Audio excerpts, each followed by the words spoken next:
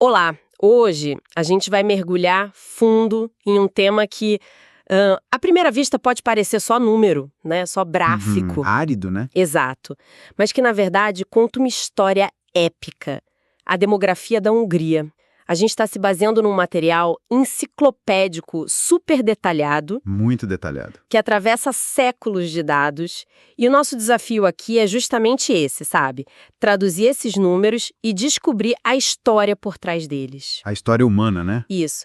Como é que, sei lá, invasões, guerras, fronteiras que mudam no mapa, como tudo isso acabou moldando quem vive na Hungria hoje? É quase uma biografia de uma nação. Exatamente. E o caso da Hungria é fascinante porque ele quebra aquela ideia de que a população de um país é algo estático, sabe? Fixo. Uhum. Na verdade, é um organismo vivo que reage de forma, assim, dramática a cada grande evento da história.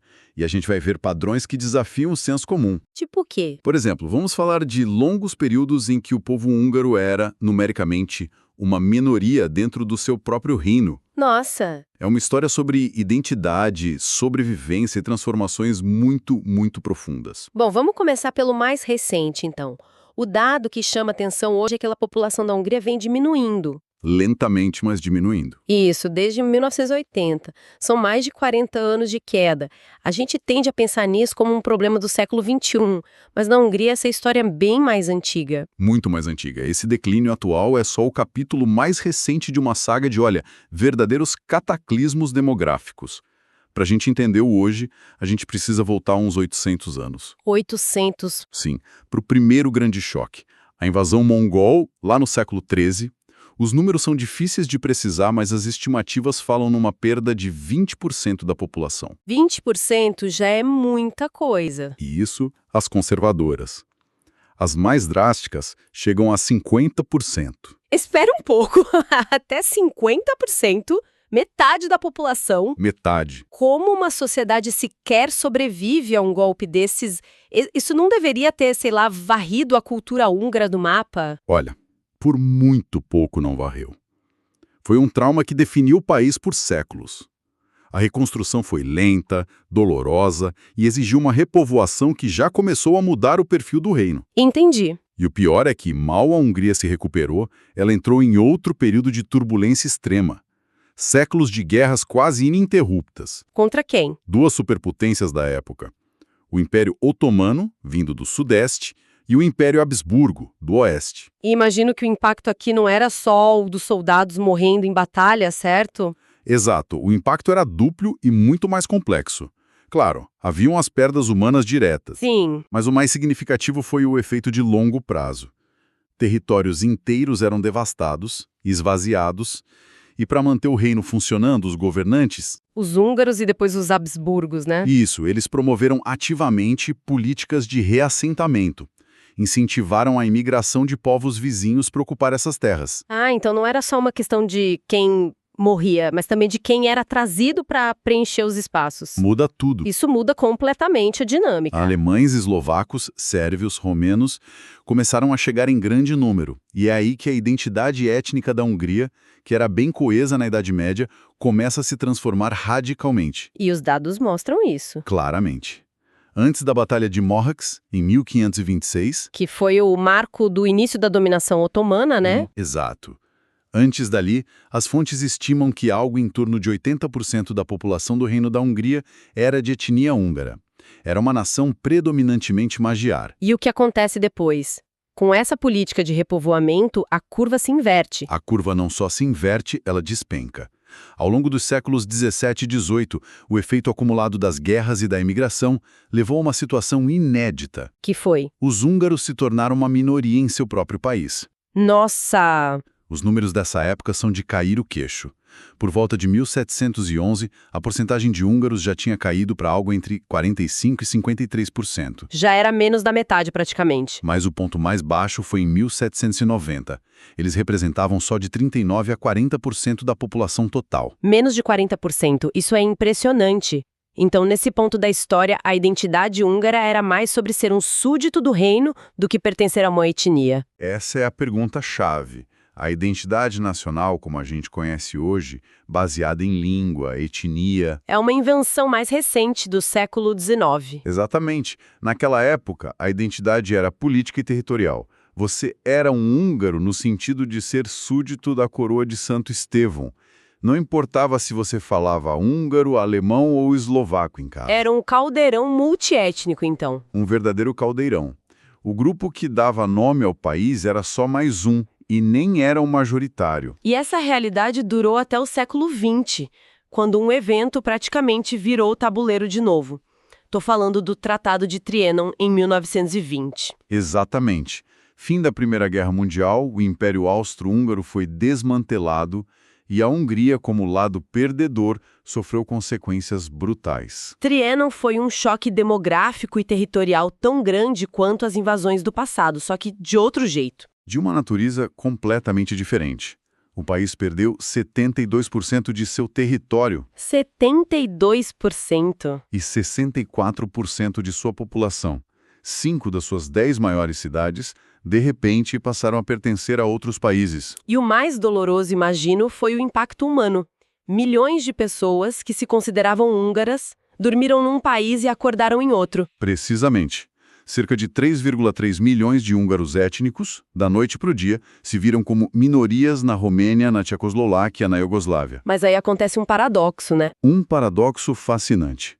Ao perder esses territórios enormes, que eram povoados majoritariamente por eslovacos, romenos, sérvios, a Hungria, dentro das suas novas e minúsculas fronteiras, tornou-se etnicamente homogênea pela primeira vez em séculos. Que ironia bizarra. Para se tornar uma nação etnicamente húngara, o país teve que encolher e deixar milhões de húngaros para trás. É um trauma que, com certeza, define a política e a identidade do país até hoje. E qual foi o salto nos números? A porcentagem de húngaros étnicos dentro do novo território pulou para quase 90%. Demograficamente, a Hungria se tornou Estado-nação que nunca tinha sido na prática. Mas é um custo gigantesco. Um trauma nacional que reverbera até hoje. Essa história das fronteiras é de tirar o fôlego, mas se a gente trouxesse a lupa para o presente, para as famílias, como está a saúde demográfica da Hungria hoje? Bom, os sinais vitais mostram um quadro complexo. O número mais discutido é a taxa de fecundidade total, a TFT. A média de filhos por mulher. Isso. Em 2022, na Hungria, essa taxa era de 1,52.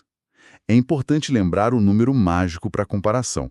A taxa de reposição é 2,1. Então está bem abaixo. Muito abaixo. E é essa matemática que explica o declínio populacional desde 1980 que a gente falou no início. Simplesmente não nascem húngaros suficientes. E a diferença para o passado é absurda, né? O material de pesquisa mostra que, em meados do século XIX, a TFT era superior a 5,0. É uma mudança social gigantesca. Mas, e esse é o mais importante, tem outra revolução silenciosa acontecendo. A favor da população. Exato. A expectativa de vida aumentou de forma espetacular. No início dos anos 50, um húngaro vivia, em média, 64 anos.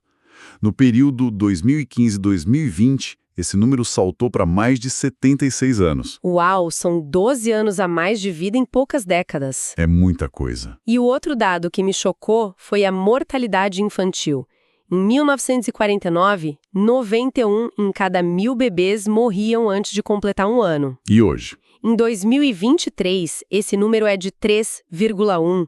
Isso é um avanço civilizacional inacreditável. É gigantesco. E mostra como a demografia é feita de contrapesos. A baixa natalidade empurra a população para baixo, mas a maior longevidade e a queda da mortalidade infantil segura um pouco essa queda. E, ao mesmo tempo, envelhecem a sociedade. Exato. O resultado é uma Hungria com cada vez mais idosos e menos jovens. E essa foto não é a mesma no país inteiro, né? A fonte mostra umas diferenças bem marcantes entre as regiões. Sim, os dados de 2016, por exemplo, mostravam isso claramente. Um condado no Nordeste, Szabolcs-Szatmár-Bereg, tinha a maior taxa de natalidade. Enquanto o outro, no Sudoeste, Zala, tinha menor. Exato. E esses números não são só estatística. Eles pintam um quadro do que a gente poderia chamar de duas Hungrias. Como assim? De um lado, Budapeste e a região oeste, mais prósperas, urbanas, com uma população mais velha e menos filhos. Do outro, especialmente no leste e nordeste, você tem áreas mais rurais, mais pobres. E com uma presença maior da minoria romani, imagino. Sim, onde as dinâmicas familiares são diferentes e as taxas de natalidade, historicamente, são mais altas. Isso cria desafios enormes de desenvolvimento regional. Falando em minorias, isso nos leva a uma pergunta fundamental. Quem exatamente vive na Hungria hoje? Porque os números oficiais parecem contar uma história e a realidade talvez outra. Esse é um dos pontos mais delicados. O caso mais claro é o da população romani, os ciganos. Se você olhar o censo de 2022, só 2,2% da população se identificou como romani. Só isso? Mas todas as estimativas de especialistas, de ONGs, apontam para um número muito, muito maior. Qual maior? As estimativas mais aceitas giram em torno de 8,8% da população total. O que dá? Algo entre 450 mil e 1 milhão de pessoas. A diferença é brutal. Mas por que essa discrepância tão grande? É medo, estigma social? É uma combinação de tudo isso. A autoidentificação étnica é algo muito pessoal. Num contexto de discriminação histórica, muitas pessoas podem preferir não se declarar oficialmente como parte de uma minoria. Existe o receio do estigma. Exato. E a própria identidade pode ser fluida. O resultado é que o censo provavelmente subestima muito a real diversidade do país. E, como a fonte aponta, essa população enfrenta desafios socioeconômicos enormes, principalmente na educação. Ok, essa é a foto das minorias históricas. Mas e os novos húngaros? Quem está chegando no país agora? Essa é uma mudança muito interessante. Hoje, os principais países de origem dos estrangeiros vivendo na Hungria são Alemanha, China, Ucrânia e Eslováquia. China? Essa eu confesso que não esperava. Isso tem a ver com aqueles investimentos chineses em fábricas de baterias ou é uma tendência mais ampla? Tem tudo a ver. Os novos fluxos são impulsionados por fatores econômicos, como esses investimentos, e geopolíticos, como a guerra na vizinha Ucrânia. É um contraste enorme com os padrões históricos. Total. A migração histórica era de povos vizinhos, para repovoar terras agrícolas. O que vemos agora é uma globalização da imigração para a Hungria, adicionando uma camada inteiramente nova à composição do país. Então, recapitulando essa viagem, a demografia da Hungria é uma saga de encolhimento e expansão. De um império que era um caldeirão de povos a uma nação pequena e homogênea, para agora, talvez, começar a se abrir de novo. É a definição perfeita. A Hungria foi forjada e reforjada no fogo da história. Foi transformada de um reino multiétnico em um Estado-nação largamente homogêneo, principalmente por causa de Trianon. E agora? Agora, no século XXI, ela enfrenta um novo conjunto de desafios. Baixíssima natalidade, uma população envelhecendo rápido e, ao mesmo tempo, esses novos fluxos de migração da Europa e da Ásia. O que nos deixa com uma pergunta para o futuro, então. Exatamente. Fica uma questão para a gente ponderar. Como um passado tão complexo de diversidade e um presente marcado por uma forte ideia de homogeneidade vão influenciar a forma como a Hungria vai lidar com as mudanças populacionais que são inevitáveis? Com a pressão do envelhecimento e da baixa natalidade. A imigração pode se tornar não uma escolha, mas uma necessidade econômica. Qual será o próximo capítulo na longa e turbulenta história demográfica da Hungria?